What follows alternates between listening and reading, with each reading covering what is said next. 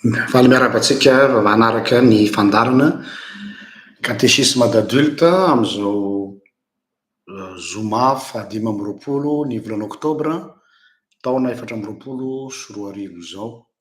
Elaela indray tsika tsy misy live catéchisme d'adulte raha tsy vao anio indray dia faly mitafa sy mihaona amintsika mianakavy mialoha ny idirantsika ny am'izany dia satria maha catéchisme azy fampianaram-pinoana dia manasa anareo hivavaka asika. Sotranao zay Jesosy io fa dia tonga indray ny fotoanan'ny zoma hariva ifampitaonanay, handalinanay bebe kokoa ny amin'ity fahasoavanao ity ny halaliny, ny sakany, ny lanjany mba havesatra aminay tokoa ary mazava aminay ny antony finoanay. Mampianara anay ary apetrao ambavako ny teninao. Ny anaranao Jesosy. Amen. Eny ary,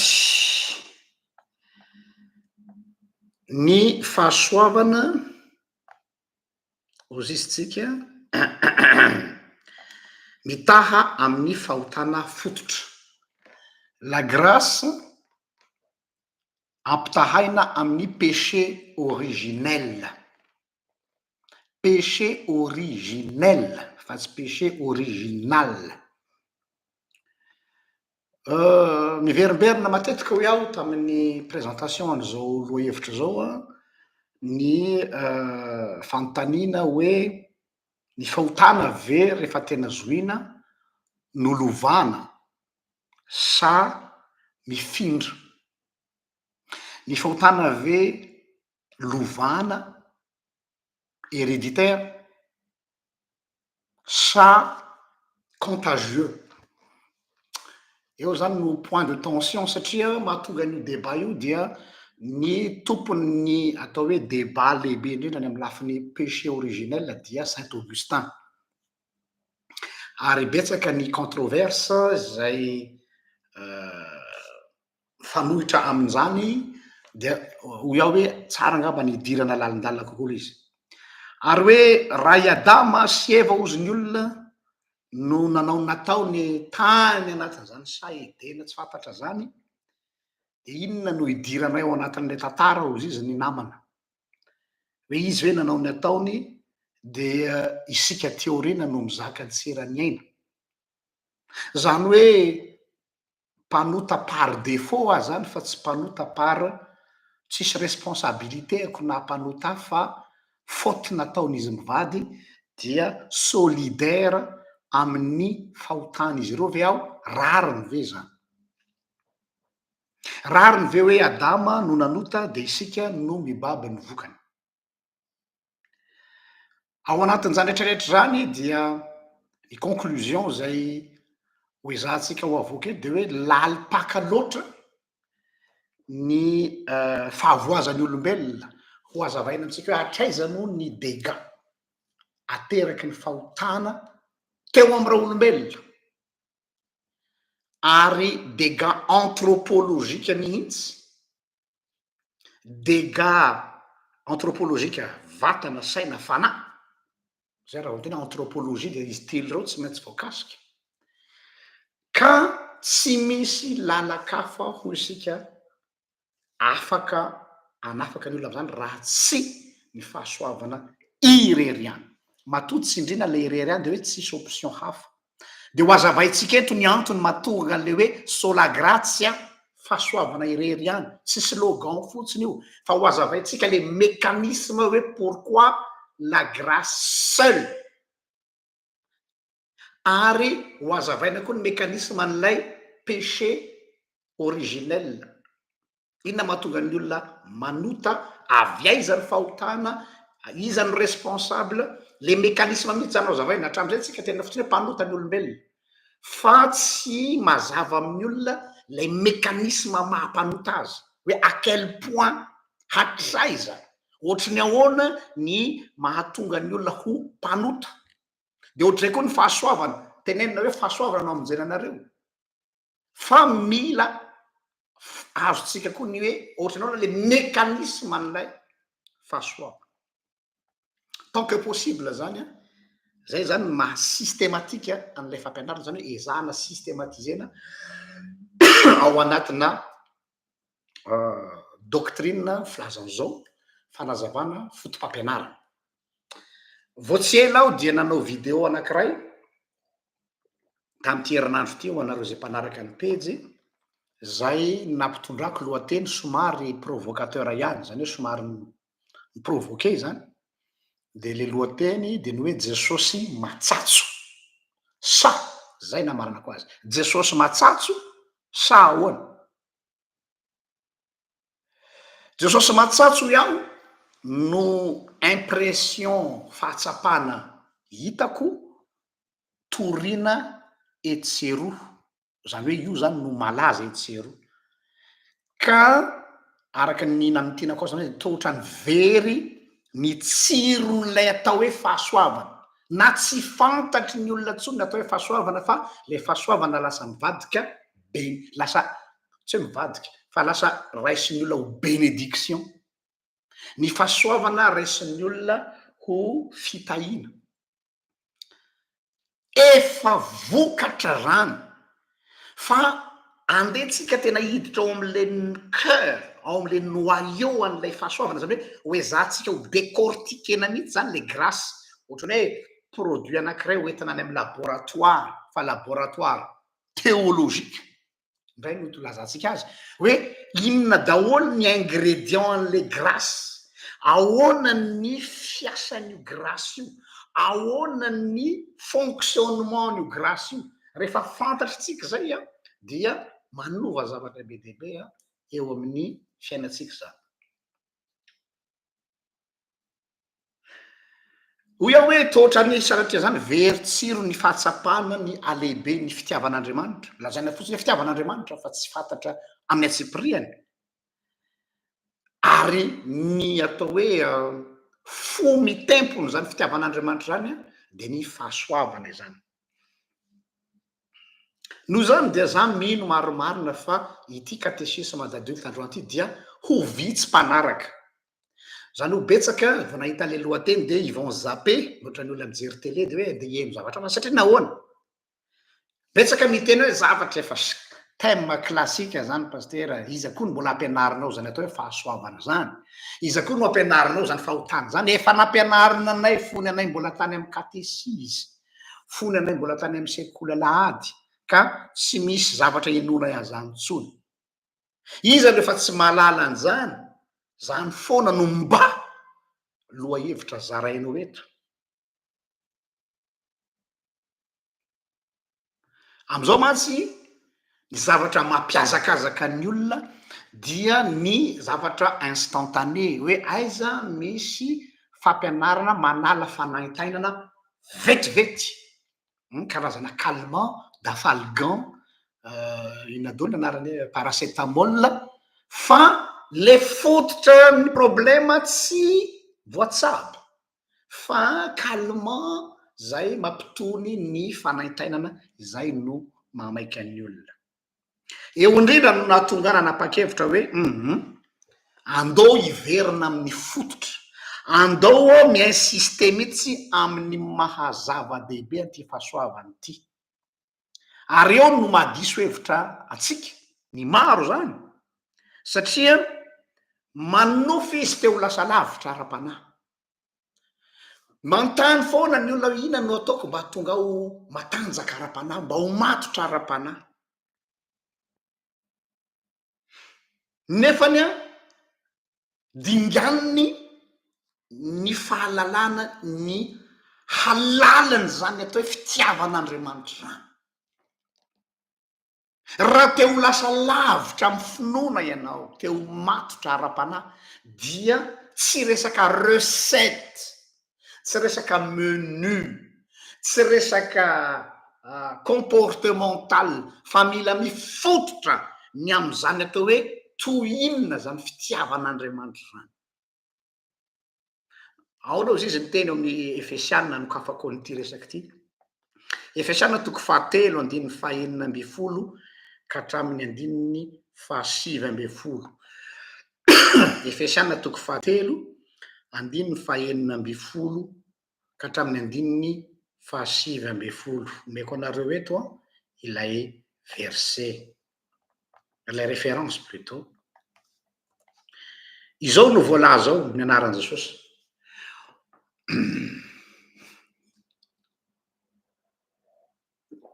mba homeny anareo araky ny hareny voninahiny ny mba ho hatanjahina fatratra amin'ny fanahy ny toe-panahinareo eo zany le tenitsika hoe mba hahatonga atsika hatanjaka ara-panahy dia ahoana ny mba hitoerany Kristy ao am-ponareo amin'ny finoana ka hamaka zany hoe misy fakany sy iorina mafy amin'ny fitiavana ianareo ahoana tsara io zay ny ahatonga toe-panahy matanjaka de mamaka sy miorina amin'ny fitiavany Kristy tsy ny performance spirituelle anao no ahatonga anao matanjaka ara-pinoana hoe mafy be iny mpanompon'Andriamanitra iny inona mafy be an'iny mahavita mifadianina 40 jours izy mahavita mandeha mivavaka any tendrombohitra izy tsy zany fa ianao mamaka ao amin'ny fitiavany Kristy no anananao toe-panahy matanjaka hoy Paoly eto de ahoana ny toeny 9:20 mba hahaizanareo mba amin'ny olona masina rehetra ahoana ozy izy ny hahafantatra tsara tsy approximative tsy à peu près tsy anjoanjony précisément profondément plus proximité zany hoe tena mila manakaiky arak'izay azo atao izany hoe toucher du bout du doigt izany atao hoe fitiavany Kristy zany hahaizanareo mba amin'ny olona masina rehetra hahafantatra tsara tsy à peu près izay sakany ny lavany ny hahavony sy ny halavany ary hahalala ny fitiavany Kristy izay mihoatra noho ny fahalalana mba hamenona anareo amin'ny fahafenon'Andriamanitra mazava be zany tout est dit Efesianina 4:1-5 hoe ahatonga atsika ho fenon'Andriamanitra dia mamaka ao amin'ny fitiavany Kristy io fitiavany Kristy io mila fantarina amin'ny atsipiriany fa tsy hoe tia an'Andriamanitra point barre tia Jesosy point barre namela ny heliko Jesosy point barre alleluia voavela ny heliko fa andao hiditra lalina kokoa hoe fa inona zany famelan-keloko zany fa inona zany fitiavan'Andriamanitra zany fa ahoana marina ny ingrédient an'izany fitiavan'Andriamanitra izay no handanitsika fotoana eto androany dia indramiko ny tenina mpitoroteny malaza anankiray rehefa sendra nandeha nitsangatsangana tena ville izy dia mitojo chantier ngezabe anankiray fanamboarana immeuble hitanareo le building avo be aty ampita reny de gaga izy satria efa mambolana maro ohatrany tsy mievolue mihitsy le chantier fa mbola manao étude de sol hono le ingénieur ny filazana izy ty misy spécialiste ny mijery an'ireo karazana kosina tany aloha hoe mety ve amina tipana trano ohatr'izao eto dia mandavaka vola be ny lany tamin'ny fanaovana lavaka sy fanaovana fototra tsy mety mitsangana mihitsy le trano be de farana metra tsy naharitra le ranga hoe fa firy volana anareo zay ny teto nanao an'ity trano ty hatram'izao mbola lavaka be ihany io fa rovina no atao le trano tsy mandany vola be ve zao de ozy izy lay mpanao trano tamin'io mpanompon'Andriamanitra io eny tompoko io ny plan ozy izy hitanareo reny chantier reny misy an'ilay sary misy an'ilay le maquette io zy izy ny trano atao eto trano avo be noho izany indrindra zy izy no andaninay fotoana hanaovana lavaka faran'izay lalina mba ahafahana mizaka an'io trano goavana be io de zay zavatra reo zy izy le mpitoroteny no nataony fanoharina atao mitoroteny hoe aika tahaka zay koa ny fiainana kristianina manofo manao ary zato ampandriana daholo te hanana finoana matanjaka te iorina mafy amin'ny finoana te ho lasa lavitra amin'ny finoana nefa ny fototra marivo nefa ny fototra 2 centimetre na 1 metre maximum fa le fototra eto zany ndao iverina amin'ny fototra ny olona maika am'lay rindrina ina ny tipana rindrina tao ina ny tafo ny loko zany hoe ny estetika be dia be ny olona lany fotoana amin'ny estetika ara-panahy fa ny mitondra an'io trano io de ny fototra ary ina ny fototra ny finoana de ny fahasoavan'Andriamanitra ny olana nefany a efa elan'ny olona io fahasoavana io tsy fantatry ny olona rehefa tena antaninao za sa mihitsy nyparera mantany anareo hoe mba hazavao amiko hoe zany atao hoe fahasoavan'Andriamanitra de hoe azoko fa tsy haiko manazava azy zay daholo ny akamaroan'ny olona or mila tena fantatrao tsara hoe comment ça marche comment ça fonctionne ny antony finoana ka raha iresaka fahasoavana atsika la grâce dia mazava ho azy tsy maintsy obligatoirement miresaka ny amin'ny atao hoe fahotana koa tsika io matsy ny olana fototra de io fahotana io ahoana ny amin'io fahotana io satria eo no mahavoatsika manahoana ny fifandraisantsika amin'io fahotana io atraiza no mialatsiny am'ty jeu de mots amy teny vahiny ity no mi-affecté atsika ny fahotana sy atraiza no mi-infecté antsika ny fahotana eno tsara hatraiza no mi-affecté zany hoe misy fiatraikany aminao hatraiza ny fiatraikany fahotana amin'ny olona ary hatraiza ny mi-infecté ho an'ny mpitsabo mahalala dikany atao hoe infection rehefa tratra ny infection ny olona de manomboka eo daholo ny tsy fahasalamany rehetrarehetra miakatra ny température manomboka mipotra ty ivelany symptôme na maladie fa ny problema misy infection io infection io raha tsy jerena amin'ny scanner raha tsy jerena amin'ny radio raha tsy jerena amin'ny prise de sang raha tsy jerena amin'ny pet scanner raha tsy jerena amin'ny échographie raha tsy jerena amin'ny karazana rehetra hoe io le infection inona am'izay ny traitement omeny zay no ataotsika eto on va analyser de près ohatra ny miditra scanner sika zany zao ny amin'ity fahotana ty comment le péché fonctionne comment le péché nous affecte comment le péché nous infecte et ainsi de suite et vice versa ahoana koa ny fahasoavana no transformer atsika ahoana koa ny fahasoavana no transfigurer atsika eno tsara le terme transformer et transfigurer deux mots samihafa io ahoana ny fahasoavana no renouveler atsika reo zany le pôle anankiroa le péché nous affecte le péché nous infecte le péché nous corrompt de l'autre côté la grâce nous transforme la grâce nous transfigure la grâce nous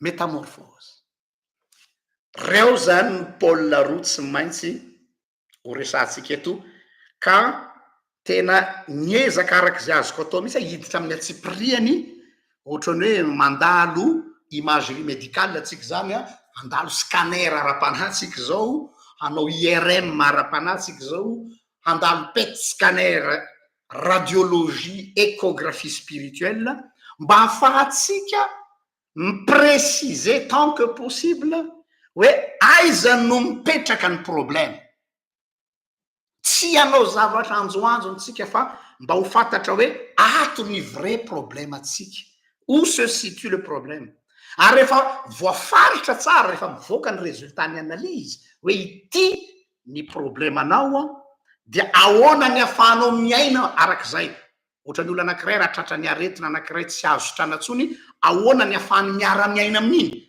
comment il va vivre avec cette pathologie ahoana ny ahafahany miara-miaina amin'io aretina io na ahoana no ahafahana mitaiza n'io aretina io na koa ahoana ny ahafahany mitsabo io aretina io fa avant cela mila fatarina hoe aiza no mipetraka ny olana mba ahafahana mitondra tena araka zay. Donc zany ny démarche zay hoezahako ataoko hoe ezahako satria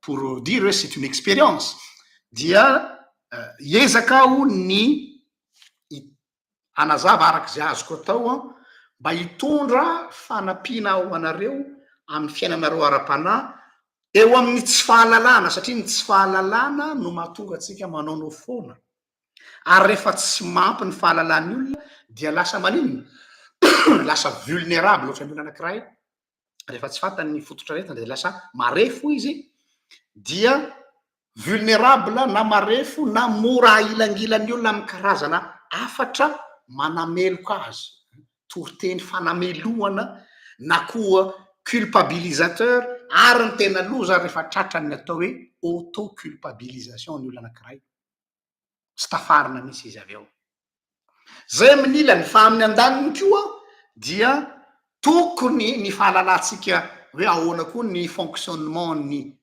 mécanisme plutôt ny grâce hahatonga atsika tsy sanatriaviny vava hanamaivana izany fahasoavan'Andriamanitra zany na manana esprit hoe tsy de maninona loatra na milalao ota satria Kristy mamela heloka de tafalatsaka amin'ny atao hoe laxisme koa spirituel zany hoe amin'ny ankilany amin'ny andaniny aretina lay culpabilité le fanameloatena zay tsy malasa lavitra mihitsy ary manimba plutôt nefa koa danger anankiray koa aty amin'ny extrême ny laxisme spirituel na ny fanamaivanana hoe satria efa ombany fahasoavana dia tsy misy atahorana dans le sens hoe avela mandeha ho azy ohatra ny lakanjejo eny reo zany niany objectifako anankiroa androany eto am'ty catéchisme d'adulte ty fa mbola averiko hoe ho an'izay tsy mbola mahafantatra hoe inona ty fandarana atao hoe catéchisme d'adulte ty ny tanjona eto amin'ity fandarana catéchisme d'adulte ty satria indraindray zoma anankiray honoa pasteur na zoma anankiray quiz no atao fa androany catéchisme dia hampitao atsika hanampy atsika mba ahafahantsika manana épanouissement spirituel araka zay azo atao bon ndao ariditra am'izay tsika am'ilay scanner na IRM na échographie ny fahotana description ny fahotana na lay inona le fahotana na lay péché originel le zay ny Saint Augustin na koa nadika am'teny malagasy hoe fahotana fototra tiako mariana aloha amin'ny dikateny malagasy voafetra lay filalaovana tsy hoe filalaovana fa les nuances fa amin'ny teny frantsay izy de hoe samihafa ny hoe le péché et les péchés zavatra roa tsy mitovy reo le péché tena zavatra hafa mihitsy les péchés zavatra hafa mihitsy tosinyreo samy péché reo non ka mba ahafahantsika mitraité an'izy mazava tsara dia everiko fa mila aloha amin'ny voalohany mila mametraka ny mamaly ny fanontaniana hoe avy aiza ny ratsy d'où vient le mal ny nahatonga ny raha olombelona ho tafalatsaka tamin'ny fahotana voalohany moramora ny manazava an'le hoe ahoana lay fahotana mahazo atsika satria mirepetena izy fa le voalohany mihitsy avy aiza ny faharatsy d'où vient le mal io question existentielle mialatsiny question existentielle angeza be mila voafeny ny mpino kristiana avy aiza ny ratsy d'où vient le mal satria ny antony ny tsy maintsy amalena zay fanontaniana zay de mba ahafahatsika mamaly ihany koa ny hoe inona le péché originel inona mariny io fahotana fototra io heninareo ambadiky le originel origine avy aiza ny origine ny péché voalohany araky mbolazako teo hoe efa mazava amitsika amin'ny akapobe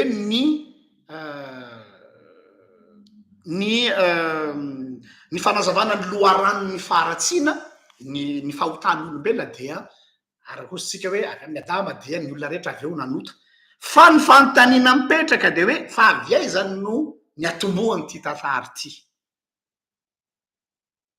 de ozytsika hoe avy amin'ny fahalavona fa zany ke réponse toute faite zany fa mbola tiako hidirana lalindalina kokoa hoe fa maninona mbola tsy nisy ny fahalavona le fahalavona eto le olombelona nanota voalohany mbola tsy nisy ny fahalavona maninona ny olombelona manana penchant na manana fironana na manana firehana ho amin'ny ratsy avy aiza izay penchant pour le mal izay raha hoe za zany resana de satria za mpanota de normal ho mirona ho any amin'ny faharatsiny fa ny fanontaniako de hoe i adama seva zay mbola tsy nanota d'où vient ce penchant pour le mal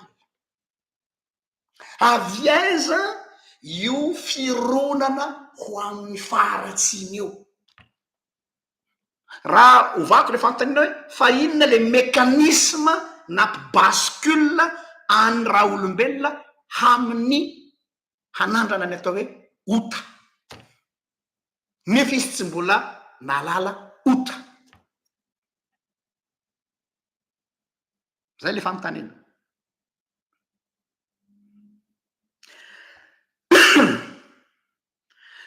mila fantarina zay mba ahafahana micomprendre mazava ho azy ateoriana ny anazavana an'le fahotana fototry ny olona mantsy matetika vazivazy any amin'ny vazivazy antafajotra any na amboky aza de lazainy olona hoe le péché originel ony de le acte sexuel n'izy mibady le ninana le voankazo voarara dia ataoko mahitsy eto ny resaka hoe resaka problème na concupiscence sexuelle ony ary na i saint augustin raha tafalatsaka tam'izany fanazavana zany tamy voalohany fa ta théorine izy dia nanao auto correction fa tsy any le izy héréditaire ve le izy raha ho atsika zany de bon je peux comprendre hoe za zany nandova ota tamy ray aman-dreniko fa ny fanontaniana mipetraka i adama seva zany nandova ota tamin'izy na tonga azy ny rona ho amy ratsy tsisy eo no misy zavatra amy coince eo no itondrako vahateny hoe d'où vient le mal miantony ny mahatonga ana miinsiste am'izay masy de zao mora be masy le miteny hoe ka tsy fotoko ane le izy paster fa za ny ray aman-dreniko nanao ny atao de za zany nanaraka fotsiny ateoriny ray aman-dreniko eto zany tsy ny ray aman-dreny teraka ihany fa ny razam-betsika sy adama seva ra-piakarina tonga hatrany ambony any ka raha maritra ny hoe ny faharatsinytsika na le mal ahoana ny fomba hamaritatsika azy dia rehefa miteny hoe le mal be de be ny zavatra fonosony zany ohatra ny fahotana zany ny fahotana na le péché dia io le péché io avy eo no loharano niteraka ny le péché na le transgression tsy mitovy ny fahotana sy ny heloka ny fahotana dia ilay hery manosika antsika hanao ratsy c'est le principe même fa ny heloka de le zavatra zay ataonao ety ivelany ohatra anao mangalatra miteny ratsy sy ny sisasisa heloka ireny fa ny fahotana tsy le zavatra atao fa ilay angovo na ilay hery manosika anao hanao heloka ny ota dia ilay angovo na ilay hery manosika anao hanota iny lazainy paoly hoe mba te hanao ny tsara ihany aho fa tsy ny tsara zay ataoko no ataoko fa ny ratsy zay tsy tiako no ataoko satria misy hery manery ahy hanao zany inona iny hery manosika ny olona hanao heloka iny iny natao hoe ota donc ça fait partie du mal fantany apetraka nefa d'où vient zany avy aiza ny originany zany ao ihany koa ny fahafatesana ao koa ny fahoriana sy ny loza maro samihafa satria rehefa dininao ny loza avy amin'Andriamanitra ve ny loza non, je suis pas d'accord. Les maladies tsy avy amin'Andriamanitra. Avy amin'ny devoly ve ny ratsy. Raha vao zay de lasa misy zavatra tsy voafehin'Andriamanitra zany satria ny devoly no navita zavatra ty ambadika indray. Reo rehetrarehetra reo ao anatina bouquet anankiray ny atao hoe le mal, le péché, la mort, la souffrance sy ny sisa. Ireo rehetrarehetra reo dia azo lazaina amin'ny atao hoe le mal na ilay faharatsiny. Ny fanontaniana mipetraka de zao: move ny fahotana, move ny ota. Allo iavaka tsara amin'ny teny hoe fahotana masy de le zavatra atao fa ota. Manomboka zao zany ny mpanaraka ny pejy mahalala tsara ny atao hoe ota sy ny heloka samy hafa reo. Le heloka le zavatra atao tsy mety, le ota le angovo mahatonga atsika manao heloka. Move ny ota sy ny fahoriana ary ny fahafatesana dia avy amin'ilay ratsy, avy amin'ny devoly. Ny devoly ve no source-ny ota. De za mino fa ny akamaroantsika tonga de miteny hoe tsy avy amin'ny devoly ny ota, tsy avy amin'ny devoly ny fahoriana, tsy avy amin'ny devoly ny fahafatesana, fa ho azavaitsika hoe fa ahoana le izy, fa ny devoly de afaka mampiasa an'ireo, afaka mampiasa an'ireo izy. Io no mahatonga azy hoe mpanararoatra ny devoly. Le diable c'est un profiteur. Mahatonga manindra zay masy de satria ny olona matetika rehefa misy ny fahavoazany ara-panahy de hoe ka tsy hita fa mahery ny devoly paster. Non! Pourquoi nous donnons des louanges au diable? Rehefa latsaka ao anatin'ny heloka ianao dia responsabilité no tsindrina ao anatin'izany, fa tsy tokony hanipy hoe ka avy amin'ny devoly nahatonga an'io fa tsy fidiny ahy. Oui, le diable nous a tentés. Oui, le diable nanampitrotraka. Oui, le diable nous a tendu un piège. Fa c'est pas le diable qui est la source du péché. Allo isy distinction mazava tsara reo zavatra reo.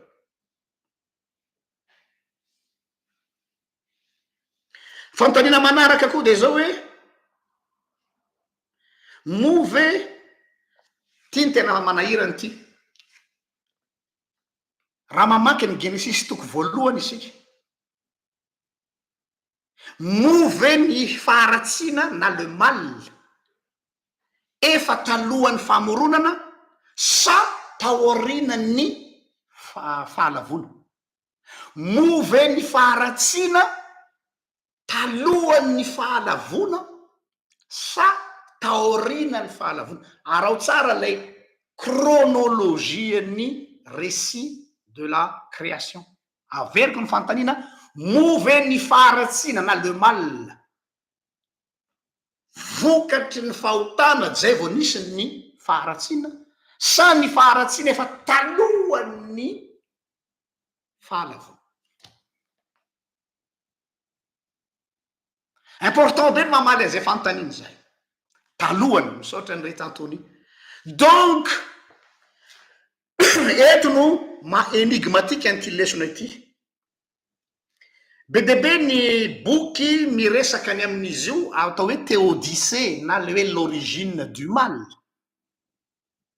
Betsaka ny éthicienne mpanao éthique, philosophe manana mpanao essayiste ho zay ny filaza azy, zay niezaka nanazava an'izany zavatra zany. Paul Ricoeur zao dia miteny mihitsy hoe le mal est un défi de la théologie et de la philosophie.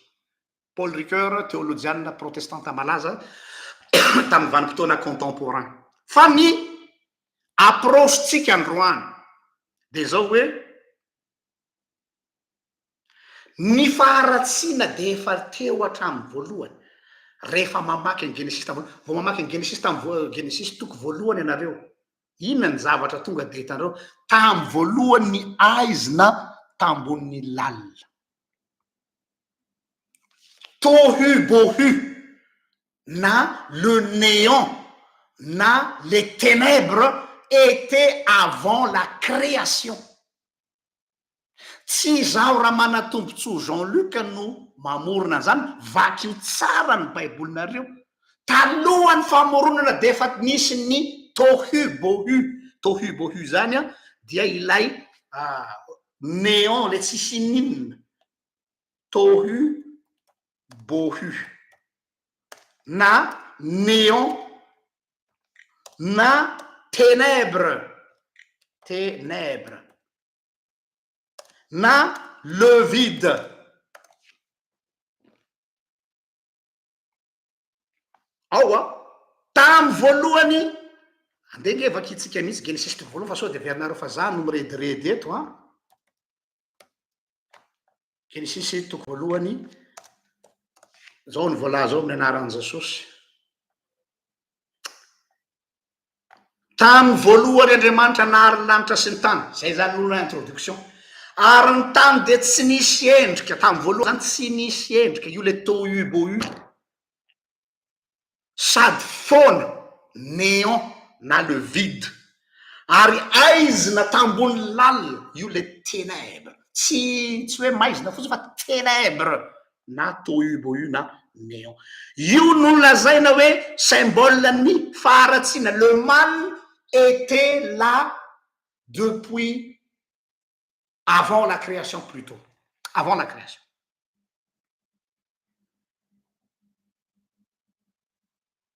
Noho zany tsy tokony diso zany ny fieverana hoe ny fieveran'ny athée sy ny agnostique hoe matoa misy ny ratsy de satria zay ny proof fa tsy misy Andriamanitra. Zany le manao raccourci, tsy maninona no apetraka eo an-damosin'Andriamanitra fisian'ny faharatsiana. Ny faharatsiana de efa teo hatramin'ny voalohany. Tsy Andriamanitra mihitsy no namorona ny faharatsiana, tsy Andriamanitra mihitsy no namorona ny ténèbres, tsy Andriamanitra mihitsy no namorona ny tohu-bohu, tsy Andriamanitra mihitsy no namorona ny néant. Au contraire, ny fidiran'Andriamanitra tsehatra, ny fisian'Andriamanitra no natonga afaka mandresy ny aizina. Izany hoe ny afatry ny baiboly de hoe ny filazantsara de natao handroaka ny aizina amin'ny lafiny rehetra. Ny fandroana ny aizina no hitoriana ny filazantsara. Ny aizina io amin'ny lafiny be de be zany. De noho zany diso zany le raisonnement ny athée sy ny agnostique manao hoe si Dieu existe, pourquoi le mal existe? De zany ny olona zany manao lecture anachronique ny tantara. Zany natao lecture anachronique. Oui, si Dieu existe, pourquoi le... Mais le mal existe depuis avant la création. Ohatrany tehiteny anao hoe comme si l'existence de Dieu est liée à l'existence du mal.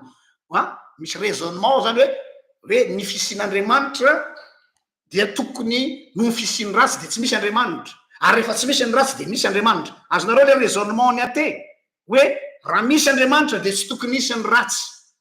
Ary rehefa misy ny ratsy de midika fa tsy misy Andriamanitra. Izay le raisonnement anachronique. C'est trop facile comme raisonnement.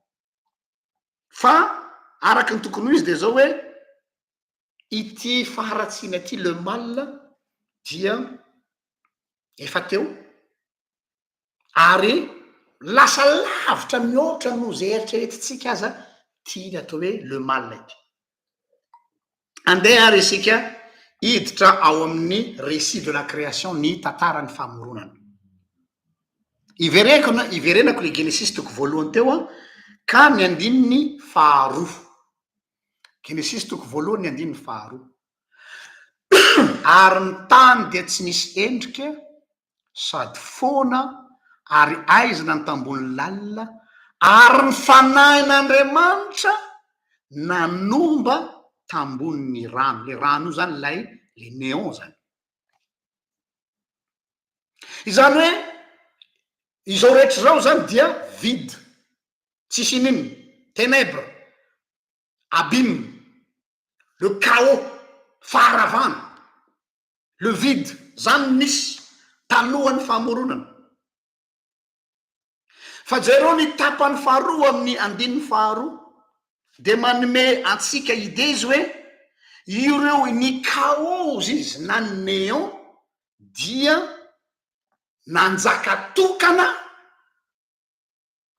fa nohony rehefa tonga ny fanahan'Andriamanitra zay nanjaka eo amboniny rehefa présent am'izay ny fanahan'Andriamanitra de zay présence ny fanahan'Andriamanitra zay a no mandroaka ny aizina averina le mal régner en maître absolu fa rehefa tonga ny fanahan'Andriamanitra eo amboniny zany ny aizina sy chaos sy ténèbre zany dia nanomboka misy zavatra mipotra de nanomboka nisy zany atao hoe fiainana zany.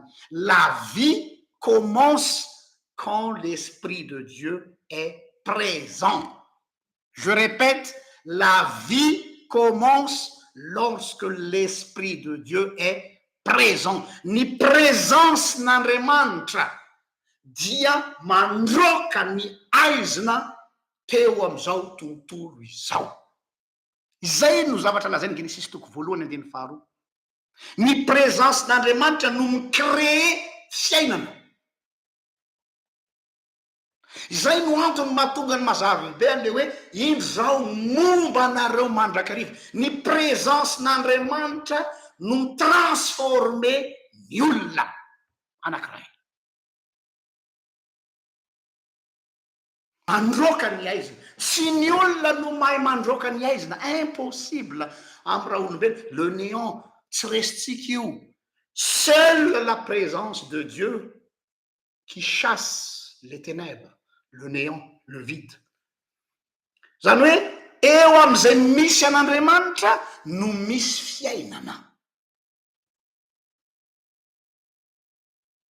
Ka eo tokoa ny faharatsiana fa rehefa tonga ny mazava na tonga ny fanan'Andriamanitra dia nanomboka nahay misaraka am'izay hoe ny aizina sy ny mazava, ny continent sy ny océan, lasa misy natao hoe séparation na distinction na fanavahana noho ny fanan'Andriamanitra. Tsy nisy ny création tompoko de nanomboka amin'ny atao hoe séparation du néant, séparation des ténèbres à la lumière, séparation ny océan sy ny continent noho ny fisian'ny fahazavana na la lumière izay entin'ny fanahan'Andriamanitra. Ny teny hoe néant na ny tsy fisina, tsy malaza azy angamba zany, na ny onareo andikako azy amin'ny teny gasy hoe ny fona dia synonyme ny chaos. Fatatsika ndika zany hoe chaos zany.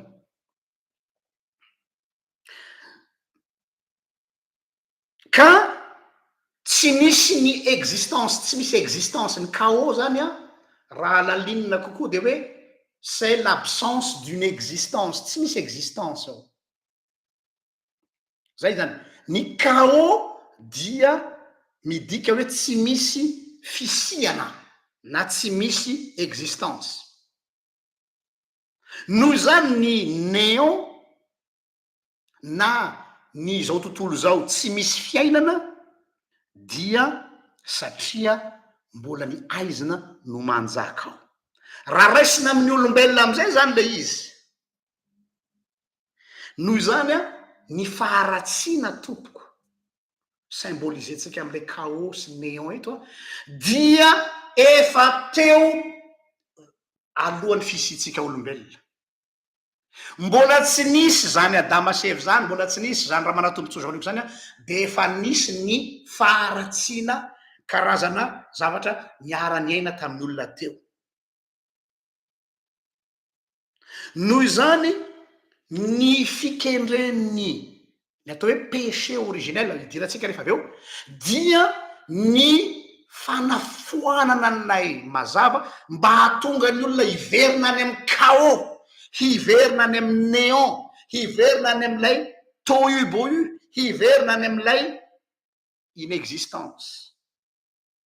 Zay ny fikendreniny péché originel. Le originel zany a tsy ilay fahotana nataony Adama sy Eva eo zany no isy demarkiavako amin'olo hoe tsy ilay fihinanany Adama sy Eva an'ilay voankazo voarara no péché originel, efa conséquence iny.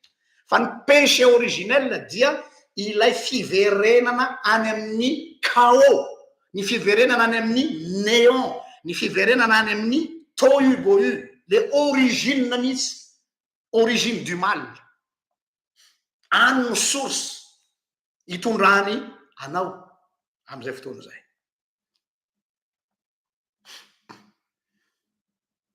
No zany rehefa mijery ny tantara ny famoronana isika textuellement parlant, inona ny zavatra hitatsika ao amin'ny Genesis toko voalohany ny 1:5 ka hatramin'ny 10, tsy anam-potoana atsika ny amakina azy fa mbajerenareo any an-trano sahady. Fa raha jerenareo ny Genesis toko voalohany 1:5 ka hatramin'ny 10, ny acte ny création voalohany ozy tsika dia ny mise en séparation ny aizina sy ny mazava, mise en séparation ny rano ambony sy ambany, ary aveo izy izy a ireo rano reo zo nitambatra amin'ny toerana anankiray atao hoe ranomasina na océan, ary ny tanymaina no atao hoe continent. Inona ny dikan'izany? Dikan'izany dia zao hoe ny création zany, ny fikendrena ao anatin'ny création dia isin'ny atao hoe ordre, filaminana mba hahatonga ny fiainana ho possible. Raha feheziko zany dia zao hoe rehefa nanao création Andriamanitra dia tsy maintsy mandroaka ny aizina no tsy possible ny hisin'ny vie sur terre. Tsy possible hisin'ny vie sur terre raha tsy nisy ny atao hoe ordre. Ary ny ordre dia mandroaka ny néant, ny chaos. Avy aiza io ordre io, avy aiza io lamina io, dia ny fanan'Andriamanitra teo ambonin'ny ranomasina zay nahatonga izany. Mampatsiaro atsika ny epitany zanak'Israely ny ranomasina mena, ranomasina mangeny eny eo aloha, c'est le chaos, c'est la mort, dia nisy rivotra avy any nitsoka teo ambonin'ny ranomasina nampisokatra. Mampatsiaro ny Genesis toko voalohany, zay le hoe mise en séparation, esorina ny chaos mba ahafahan'ny ordre sy ny fiainana maniry eo ambonin'izany chaos zany. Donc aza manofo hoe hisy fiainana maniry tsara, mandeha tsara, tant que mbola eo ny chaos, fa tsy maintsy esorina aloha zany chaos zany. Ary iza no afaka manala an'izany chaos zany? Dia ny fanan'Andriamanitra ireriany. Genesis toko voalohany.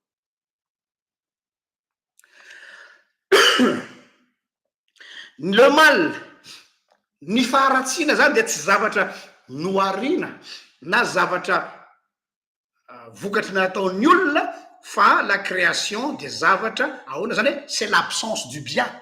Le mal est l'absence du bien. Zany tsy nisy ny fahatsaran'Andriamanitra teo, dia eo am'izay tsy misy an'Andriamanitra misy fahafatesana. Izany no atao hoe enfer. L'enfer, Dieu n'a pas inventé l'enfer. Andriamanitra tsy namorona helo izy besa izay ary marina ny teniny. Fa zay tsy misy an'Andriamanitra dia chaos no eo, ténèbres no eo, tohubohu no eo, c'est l'enfer. L'enfer, c'est l'absence du bien, c'est-à-dire l'absence de Dieu. Quand Dieu se retire d'un endroit, cet endroit devient un enfer. Ary rehefa eo Andriamanitra dia io toerana io lasa inona? Lasa paradis. Izay anie dikan'le hoe Saedena. Le Saedena tsy hoe toerana mahafatifaty be na toerana paradisiaque. Le jardin d'Eden na ny Saedena dia satria tao Andriamanitra. Ary rehefa tsy ao intsony izy dia tsy Saedena intsony io. fa tsy hoe tanàna mafinatifaty be misy rano mitosatosaka misy sakafo tsara de zay mahaparadisiaka azy zay mahasaedena azy ny mahasaedena ny saedena de satria Dieu était présent. Raha raisitsika za zany amy fiainatsika andavanandro koa ny olona izay tsy misy an'Andriamanitra ny fiainany dia eloafo. Tsy mahatsapa an'izany ve ianao? Eloafo, tohibohy ny fiainany, néon ny ao, chaos ny ao, ténèbre no ao, de normal izy miproduire heloka. Ny heloka zay ataon'io de satria aqueduc néon, tsy misy afa-tsy ténèbre ao, dia ino no machine mamokatra heloka azy ao. Zay le izy. Ka noho zany ny le mal ozytsika zany de noho ny absence n'Andriamanitra na privation an'Andriamanitra na manque de Dieu. Noho zany ary voatery nanao an'izay détour lavabe zay tsika nazava le péché originel am'izay. Ny péché originel na ny fahotana fototra dia tsy ny fahotany Adama sy Eva mihitsy no source-ny problème. Oui, tsy ny fahotany Adama sy Eva mihitsy no péché originel satria raha vao zay de hoe ka tsy fidinanay fa izy nanao ny ataony. Fa ny péché originel tompoko dia eo am'le atao hoe privation ny présence n'Andriamanitra. Ary ny tanjon'ny fahotana dia ny harava ny relationnao amin'Andriamanitra. Amin'ny andro zay nananao an'io de ho faty tokoa ianao. Le ho faty eto de hoe tsy misy présence n'Andriamanitra intsony eo aminareo ka de tonga de ao anatin'ny atao hoe néant tanteraka, ao anatin'ny ténèbre tanteraka, ao anatin'ny chaos tanteraka. Izay ny atao hoe péché originel. Le péché originel c'est la coupure na ilay cassure eo amin'ny olombelona sy Andriamanitra. Io no source ny problème ny olombelona rehetra. Fa ny heloka reo no efitra mampisaraka anareo amina Andriamanitra.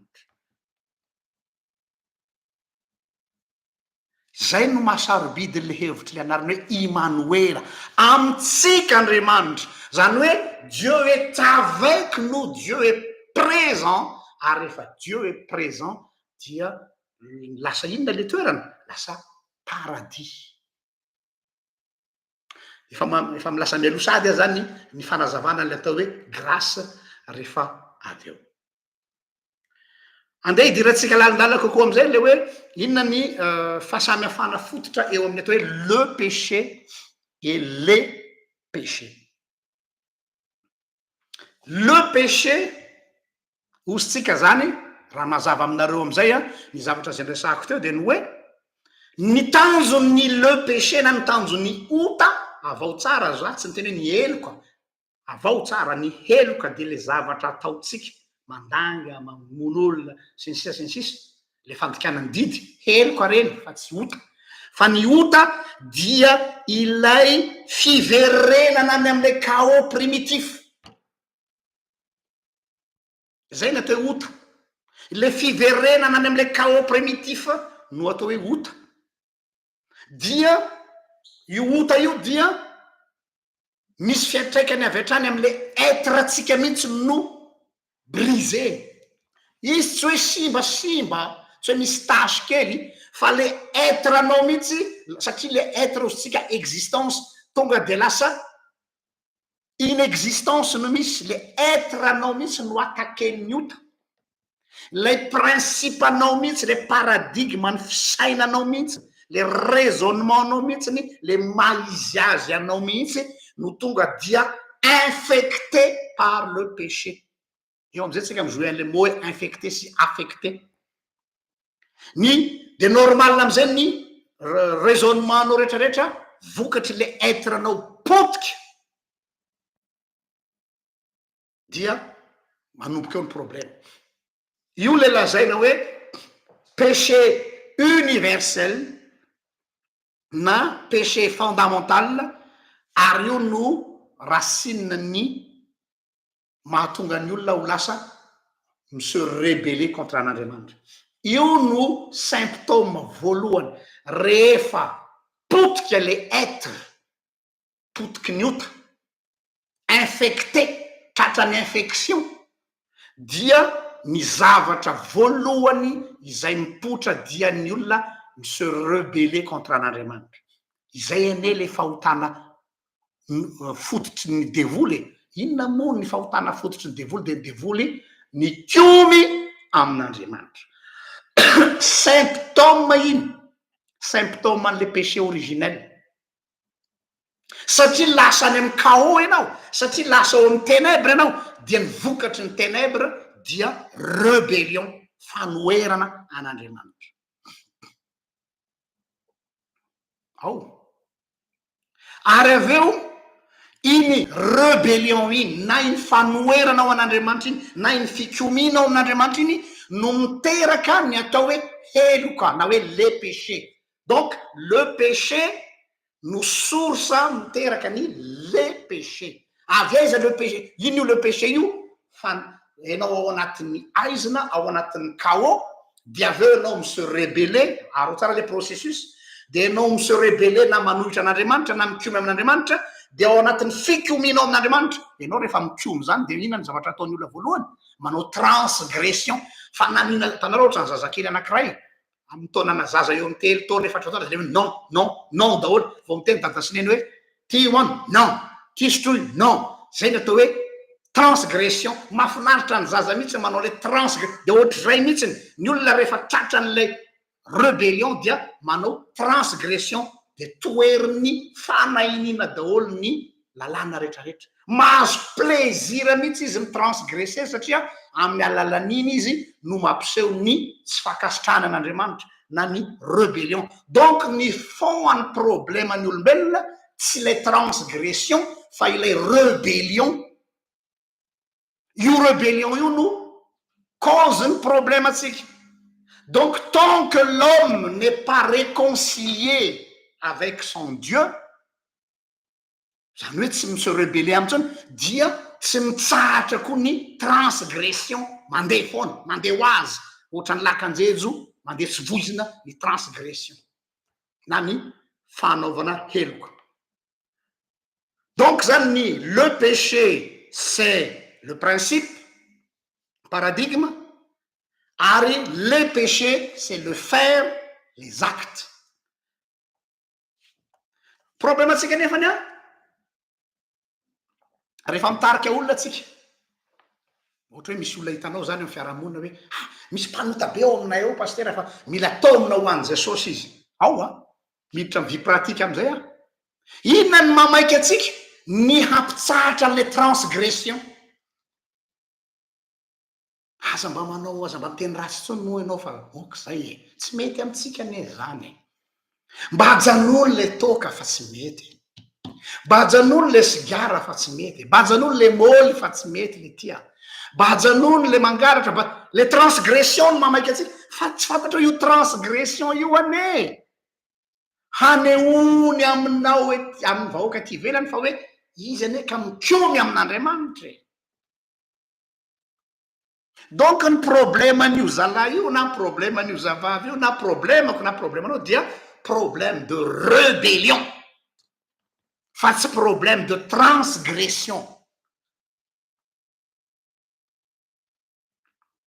Zay le mahatonga tena andao jerena amin'ny scanner tsara ny détail an'le atao hoe fahotana.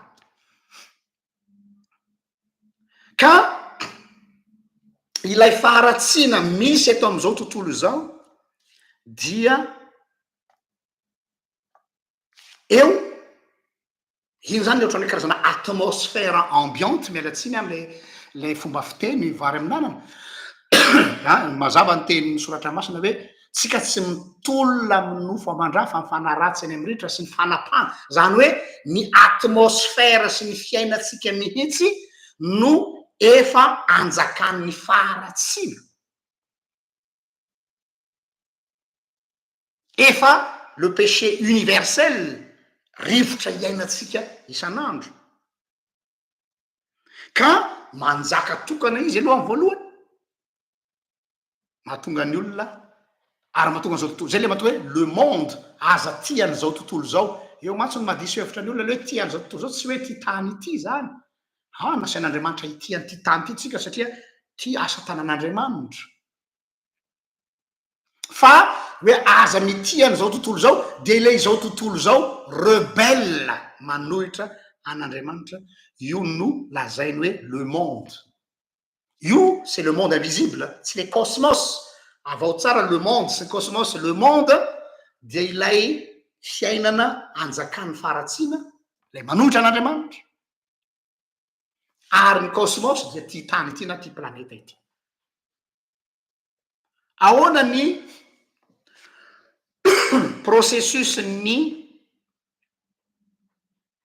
fahotana ao amin'ny olona ahoana ny processus ny fiasan'ny fahotana eo amin'ny olona zay indray no valintsika zao mba tsotsotra ny fanazavana de zao hoe ny péché universel na le péché fondamental dia lay faratsina manjaka eto am'izao tontolo zao ary faratsina manjaka eto am'izao tontolo zao io a dia afaka mi-impacter sy mi-affecter eto ndray zany affecter ndray fa tsy infecter ao amin'ny maizy azy ny olona mihitsy zany ka rehefa tratrany ny olona dia ny natiorany mihitsy natiora atsika mihitsy no voakasika ary io péché io universel io a dia eto am'izay anazavana le hoe ahoana moa le péché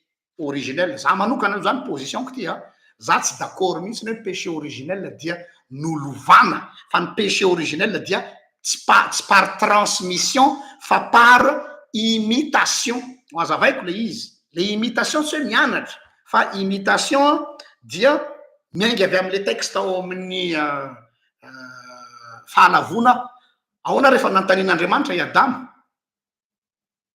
ry adamo no anao anga le hazo no le voankazo nandrarako anao de ahoana ozy izy ny vehivavy zay nomenao a c'est la femme qui m'a incité io le lazaiko le hoe io zany le origine incitation eo zany tsika hoe taiza no nisy basculement tamin'ny reto olona voalohany reto par imitation fa tsy par transmission tsy hoe hoe misy contagion ohatra ny abokana le fahotana de vao mikasokasoka dia io masy mahavony olo hoe aza mifampikasokasoka amy jetinisy afa manjary ifindrany faratsiny non incitation ny vehivavy zay nomenao a no nanome ahy donc le péché originel est expliqué par l'incitation au mal de aveo ndray rehefa nantanina ndray raha vehivavy ary raha vehivavy ndray nantanina fa maninona zao inona zao ataonao zao de ny bibilava no nanome a izy ahora koa zany lay bibilava no ny incité a donc raha resina zany io phrase ny adama sy eva ary bibilava io de zay izy hoe les péchés originels c'est raha zavaina sur le plan synthétique dia le péché par imitation ou par incitation fa tsy péché par transmission sexuelle sinon raha vao zany tsy mitombona hoe ry adama sy eva nanao atao ve de za no izakany vokany ary na ny soratra masina milaza zany amin'ny ezekela toko fahavalo amby folo andin'ny faharokatra amy fahatelo zao ny voalaza ao ezekela toko fahavalo amby folo andin'ny faharokatra amy fahatelo niko anareo eto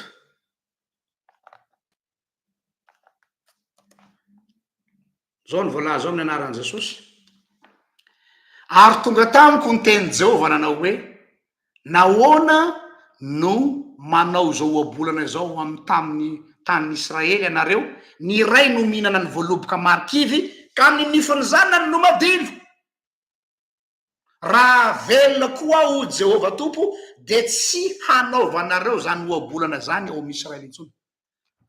Tsy mitombona ozy izy Jehova io le hoe ny ray aman-dreny nihinana voaloboka de ny zanany no madilo. Raha transposena zany verset de hoe tsy Adama akory nanao le taony de tsika no madilo nify.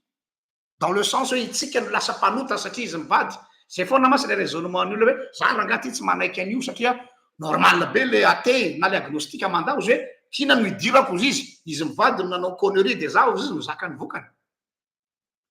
Ils ont raison raha am'izay raisonnement zay fa le péché originel am'izay fotoana zay dia par imitation na io le atao hoe lien intergénérationnel. Adikako eto ambany eto le izy raha atao amin'ny expression psychologique par imitation na lien intergénérationnel. Jereo tsara eo amin'ny mpianaka azahoantsika an'io le atao hoe lien intergénérationnel. Tsy hoe misy io masy mahatonga lelo hoe le malédiction tamin'ny razana tsy resaka malédiction hoe misy ozona de mepita amin'ny taranaka non, lien intergénérationnel avy amin'io imitation io zany hoe ny ohatra zao misy akizy eo amin'ny fiarahamonina ino fa zany misy terme tiako avoaka mireproduire ny zavatra zay tsy voalamina teo anivon'ny fianakaviana. Ohatra hoe nisy problème na traumatisme teo amin'le fianakaviana dia raha tsy voavaha iny traumatisme iny dia se reproduire aty amin'ny taranaka indray le izy. Tadidinareo tamin'ny kahany Abrahama de jereo tsara zany aty amin'ny Isaka de jereo tsara aty amin'ny Jacob. Lien intergénérationnel filazana zany par imitation. Zany hoe une fois zany lefa voakasiky ny fahotana ny olo anankiray dia iny fahotana iny lasa seconde nature zay hoe l'habitude est une seconde nature. De le nature an'le olona amin'ny teny latine le izy mialatsiny amin'ny teny latine de hoe vistiata, perdita, mortua, corrupta, vulnerabla. Meko anareo eto ny dikany amin'ny teny latin.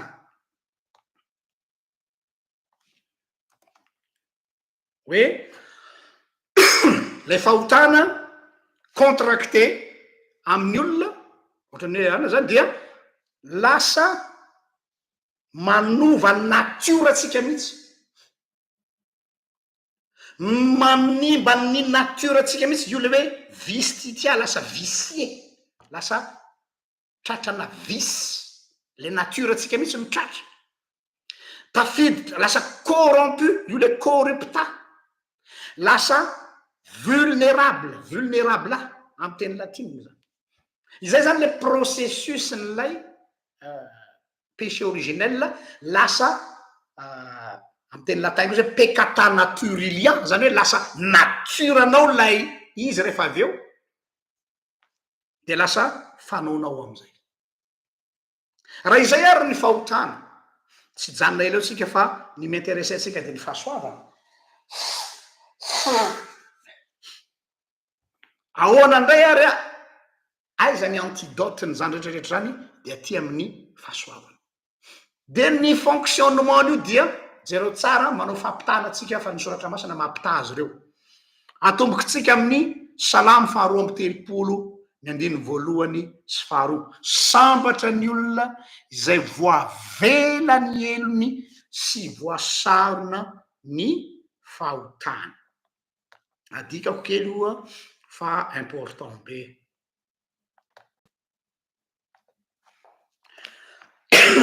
Sambatra ny olona izay voavela ny helony sy voasarona ny fahotana.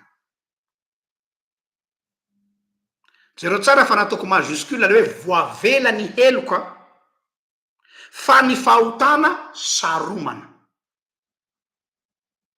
Voavela ny heloka fa ny fahotana saromana. Zany hoe eto zany ny heloka no mila famelana zany hoe ina le heloka sika le zavatra ataotsika andavanandro fa ny ota dia mitoetra eo foana fa mila saromana am'izay amin'ny teny frantsay izy de hoe pardon des péchés et non pardon du péché aloha adikako le izy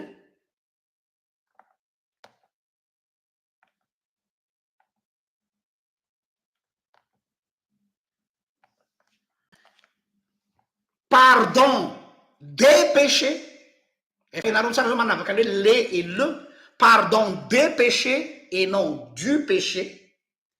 Par contre, libération du péché et non libération des péchés.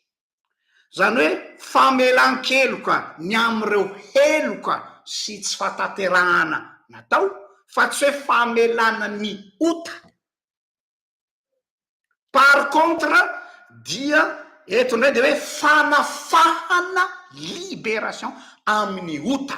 Isika dia nafahana amin'ny ota fa tsy hoe nafahana amin'ny heloka. Averiko ndray libération du péché nafahana tamin'ny ota fa tsy hoe nafahana tamin'ny heloka. Par contre ny heloka ndray dia pardon des péchés famelana ny heloka fa tsy fanafahana amin'ny heloka. Salamo faharoa amby telopolo andiny voalohany sy faharoa. Ina ny dikan'izany? Dikan'izany dia ny hoe ny heloka dia eo mandrakariva satria iny tsy afaka iny tsy libération des péchés. Par contre pardon izay ny antony mahatonga atsika mangataka fifonana isan'andro. Pardon des péchés. Par contre ny ota ndray no libéré du péché. Voavaly ngamba ny fanontaniana hoe fa maninona no mbola manota ihany ny olombelona ny zanak'Andriamanitra na dia efa zanak'Andriamanitra azy. Satria mazava tsara ny salamo faharoa amby telopolo pardon des péchés et non pardon du péché. Par contre libération du péché fa tsy libération des péchés. Ahoana ny hevitry zany raha ohatra ka mbola idirana lalindalina kokoa. Zany hoe ao anatin'ilay libération ny ota no miditra tsehatra am'izay ny atao hoe justification, ny fanamarinana, saromana dia zay no mahamarina anao. Tu es juste et non parfait devant Dieu. Les enfants de Dieu ne sont pas parfaits, mais ils sont justes parce qu'ils ont été libérés du péché. Par contre, ny olona libéré du péché ihany no afaka mangataka pardon des péchés atao. Fa tsy ny olona rehetra no afaka mangataka pardon des péchés. Averiko indray. Ny justification na ny saromana ny ota dia olona no hamarinina justifié. Zay ny atao hoe libéré. Ny olona justifié ihany no afaka ho pardonné. Par contre, ny olona izay mangataka famelan-keloka dia tsy mahamarina azy eo anatrehan'Andriamanitra ny famelana ny helony raha mbola tsy olona no hamarinina izy. Izay ny antony mahatonga ny hoe ny fanatitra tao amin'ny testameta taloha tsy manan-kery intsony satria ny fanatitra natao tao amin'ny testameta taloha dia ny heloka no navela. Hoe nangalatra le olona de mitondra fanatitra de oentiny mpisorona de mpisorona manao ny fanatitra dia iny heloka iny ihany no réglé fa le reste mbola mifampitady.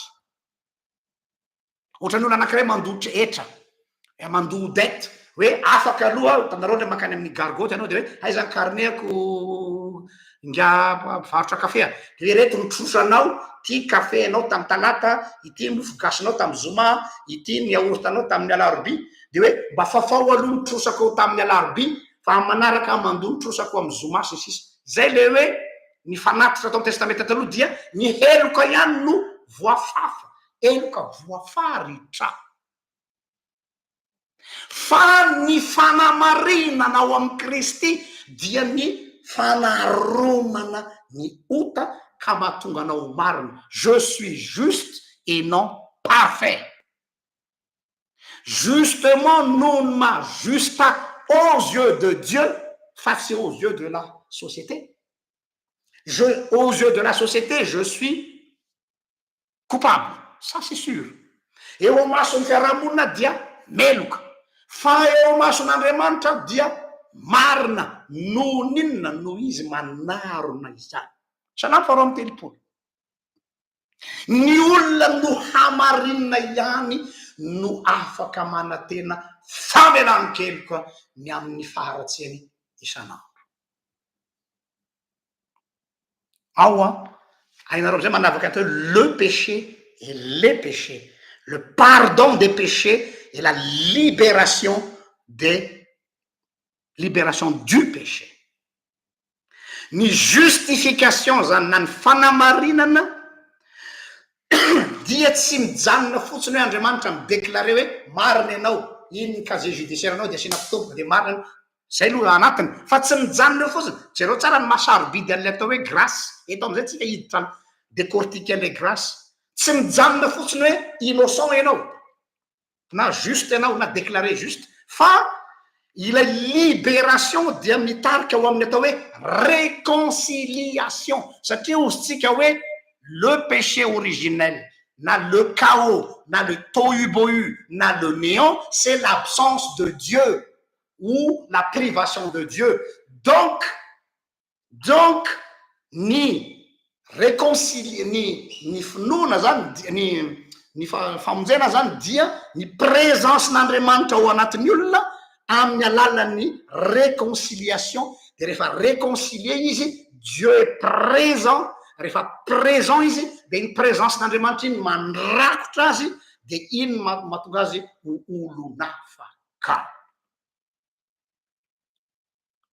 Averiko ndray zany ny justification dia tsy mijanona fotsiny amin'ny déclaration hoe innocent ianao, fa mahatonga anao innocent de satria présent ao aminao izy. De iny présence ny ao aminao iny mahatonga anao tsy ao anatin'ny chaos, tsy ao anatin'ny tohu-bohu, tsy ao anatin'ny atao hoe ténèbre, fa ao anatin'ny mazava.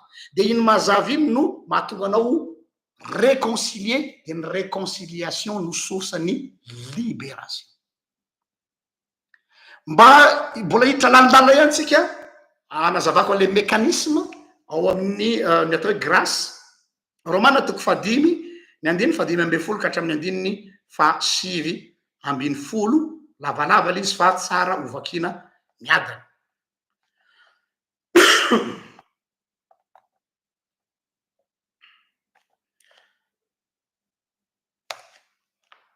Ialako tsiny raha ohatra ka lava be fa aloha azava tsara le izy.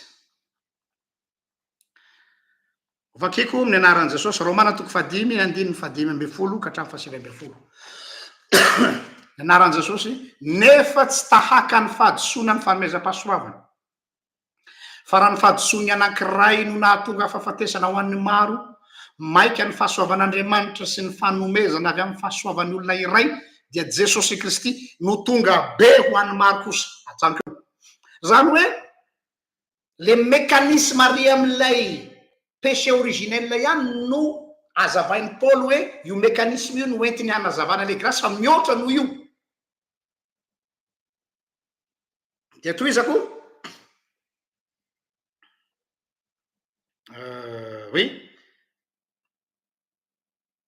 natonga fahafatesana maro, maika ny fahasoavan'Andriamanitra sy ny fanomezana amin'ny fahasoavan'ny olona iray dia Jesosy Kristy no tonga be ho an'ny maro koa, ary tsy tahaka ny avy amin'ny anankiray izay nanota ny fanomezana, fa noho ny nataony anankiray no nisehoan'ny fitsarana ho fanameloana, fa noho ny fahadisoana maro kosa no nisehoan'ny fanomezam-pahasoavana ho fanamarinana.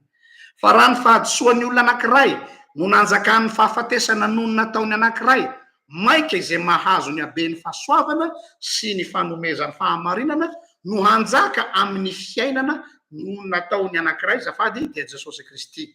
Koa tahaka ny nahatongavany fanameloana ho an'ny olona rehetra noho ny fahadisoana iray no nahatongavany fanamarinana ho amin'ny fiainana kosa ho an'ny olona rehetra noho ny fahamarinana iray. Fa tahaka ny nanaovana ny maro ho mpanota noho tsy fanarahany olona iray no hanaovana ny maro ho marina kosa noho ny fanarahany anankiray. Zany hoe le mekanisme tary am-boalohany any zany no hoentina nazavana ny grâce. Zany hoe Kristy ilay tokan'Andriamanitra avy any ivelany, iny lay hoe raha misy olona ao amin'ny Kristy, raha misy olona ao amin'ny Kristy dia tonga olom-baovao izy. Tsy hoe ianao no miova lasa tsy manota intsony fa Kristy lay olona vaovao ao aminao. Kristy lay olona vaovao dia le présence ny Kristy ao aminao dia ny relation natao hoe finoana ozy Martin Luther de cette relation avec le Christ. Ianao miara-mamindra amin'ny Kristy, ianao miara-miaina amin'ny Kristy dia iny le hoe marcher avec le Christ. Tadinareo le statut nataoko tamin'ny le hoe je ne marche pas vers le Christ, je marche avec le Christ. Ary zaho avec amin'izay zay relation ko avy amin'izay zay présence ny Krista eo amiko zay no micréer an'ilay imitation du bien. Mitovy amin'le rian'olona hoe imitation du mal. Miproduire zay hoe mandeha araky ny fanahy, le Galatiana toko 5. Iny moa lazaina fotsiny hoe mandeha araky ny fanahy, ny vokatry ny fanahy de zao, fa tsy vokatra avy aminao iny. Fa vokatry ny fiarahanao amin'ny Kristy satria Kristy no lay olona vaovao ao aminao dia izay le présence io le zay tsika teo hoe rehefa présent Andriamanitra dia micréer vie, micréer fiainana. Fa rehefa tsy eo Andriamanitra dia néant, fahafatesana sy ny sisa. Donc zany izay no zavatra resahana amin'ny atao hoe grâce. Ny présence ny Kristy ao anatin'ny olona anankiray no micréer sy miproduire azy ny asa tsara rehetrarehetra izay tsy hoe andrasana aminy. Aloha zava-koa ny resaka. Misy mahaso dia inona no andrasan'i Jesosy aminao? Tsy possible. Fa ny zay le hoe tsy mahay manao na inona nareo raha manino Jesosy raha tafasaraka amiko. Be dia be ny mandray an'iny verset iny hoe mahay manasitra na mahay mametra tanana, mahay mitoriteny, mahay famezana. Non, tsy mahay manao zavatra tsara isika raha vao séparé amin'ny Kristy. Fa rehefa miaraka amin'ny Kristy dia zay tsika vao miproduire zavatra tsara. Zay no izy. Raha vo tsy mahay manao na inona nareo Jesosy raha tafasaraka amiko. Zay zany lay mécanisme an'ilay grâce hoe tsy avy aminareo fa avy aminy. Eo masiny tsy mazava amin'ny olona hoe dia ahoana zany dia tsy hanao ninina zany tsika fa dia Andriamanitra daholo manao zavatra satria hoe fahasoavana rery any dia avy amin'Andriamanitra zao. Aloha azava tsara le izy, le tsy hoe tsy manao ninina fa le miaraka aminy. Ho an'izay nahita an'ilay le film tiako be lakabanina iny. Dia lakabanina iny tadidinareo le zala Mackenzie, le ntenenin'i Jesosy izy ao anatin'le tantara ho an'izay malala dia hoe miaraka izy mirahalahy nandeha teny ambony rano miala avy amin'ilay lakana. Dia faly ery Mackenzie hoe wow, dia miazakazaka misy izy eny ambony rano hoe kaiza ty afaka mandeha eny ambony rano. Dia rehefa avy eo izy misy fotoana izy rery amin'izay, tsy hoe izy rery fa saika andeha rery hoe ka satria zany nomeny Jesosy pouvoir dia andeha ambony rano saiky niletika dia ozy le acteur mijouer rôle na Jesosy hoe c'est mieux qu'on le fasse ensemble. C'est là la clé de la grâce. C'est mieux qu'on fasse ensemble. Dia rehefa niaraka indray izy rola dia afaka nandeha teny ambony rano indray izy. Sary any ohatra le izy métaphore na illustration lazaina hoe ny famokaratsika asa tsara dia satria Kristy ao amitsika, fa tsy isika mihitsy no possible hamokatra asa tsara. Impossible humainement parlant hoe raha manatombotso Jean-Luc hamokatra asa tsara sans le Christ en lui. Ary zany mbola mahatonga azy indraindray manao ny tsy mety ka mangataka fifonana amin'io Jesosy satria efa no amarinina ao ka manana droit sy zo ho pardonné noho i Kristy ao amiko. Donc le présence ny Kristy no garantie ny famelan-keloko, ny présence ny Kristy no garantie ny justification. Donc zany tout est dans cette présence du Christ eo. Satria ny péché originel osika dia ny privation de Dieu, manque de Dieu, absence de Dieu. Ny grâce kosa dia marcher avec le Christ, vivre avec le Christ dia afaka mahavita zavatra na dia olona tsy tokony havita zavatra azy. Amaraparanako ny fampianarana dia ny fahazahoana antoka, satria matetika io no misalasala antsika ny fahazahoana antoka ny amin'ny famelan-keloko na ny pardon, dia ty verset zay fampiasa matetika ty amin'ny fifonana no mba tiako zaraina amitsika. Jaona voalohany toko voalohany ny 5:7 haitsika tsy anjery loatra izy ty fa andeha iverenana kely sy fotorana kely. Jaona toko voalohany ny 2 Jaona toko voalohany, Jaona voalohany toko voalohany zafady ny 5:7 ny anaran'i Jesosy hoe raha miaiky ny fahotantsika sika dia matoky sy marina izy ka mamela ny fahotantsika sy manadeo antsika ho afaka amin'ny tsy fahamarinana rehetra. Efa nisy fanitsina ny dikateny taty aoriana fa tsy mety io version io fa raha ny tokony izy dia hoe mahatoky sy marina izy koa raha miaiky ny fahotantsika isika dia mamela ny fahotantsika sy manadeo antsika ho afaka amin'ny samy hafa. Raha ohatra hoe raha miaiky ny fahotantsika isika dia mahatoky sy marina, non, tsy miankina amin'ny fiaikekeloko ataonao na ny fifonana ataonao no mahatoky sy marina an'Andriamanitra, fa satria izy mahatoky, satria izy marina dia raha miaiky ny fahotanao ianao dia mamela ny fahotanao izy. Zany hoe ny garantie, ny antoka azahoanao famelan-keloka dia tsy noho ianao mifona,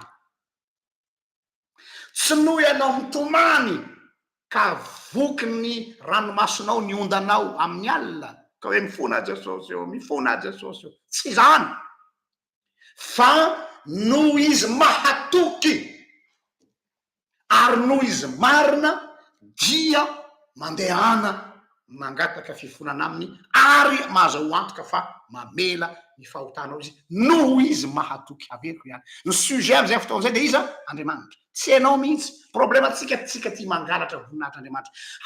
Tena nifona tamin'Andriamanitra, nifady hanina, nanao alim-bavaka zay mianakavy, nitolona-mbavaka zahay, naharitra ny vavaka zay, namaly vavaka Andriamanitra. Aiza ny sujet am'izay fotoan'izay? Ianao nanao an'izao aho, nanao antaroa, nanao antotia, nanao anzaria,